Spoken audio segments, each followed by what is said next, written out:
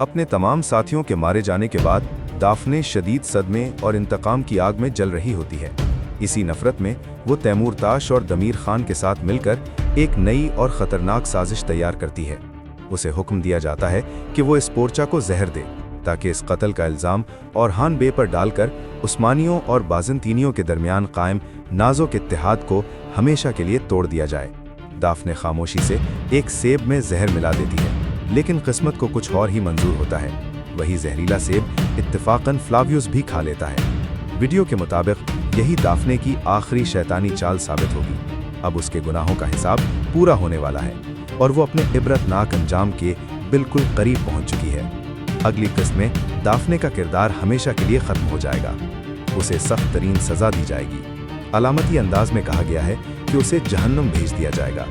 दूसरी तरफ इस पोर्चा पर जहर का असर जरूर होगा, मगर वो जिंदा बच जाएगी। वो अपने खेमे में शदीद बीमार पड़ी रहेगी और अलाउद्दीन बे उसका इलाज करेंगे। इधर फ्लावियस चूंकि एक ताकतवर और मजबूत जंगजू है, इसलिए जहर का असर उस पर फौरन जाहिर नहीं होता। वो कबीला छोड़कर अकेला रवाना हो जाता है। जब ये खबर औरहान बे तक पहुंचती है तो वो फौरन कारा खलील को उसके पीछे भेजते हैं। रास्ते में जहर का असर बढ़ता चला जाता है और आखिरकार फ्लावियस घोड़े से गिर पड़ता है। कारा खलील उसे बरवक्त ढूंढ लेता है, उसकी जान बचाता है और उसका बाकायदा इलाज करवाता है। उस्मानियों की यही इंसानियत, हमदर्दी और रहमदिली फ्लावियस के दिल को गहराई तक छू लेती है।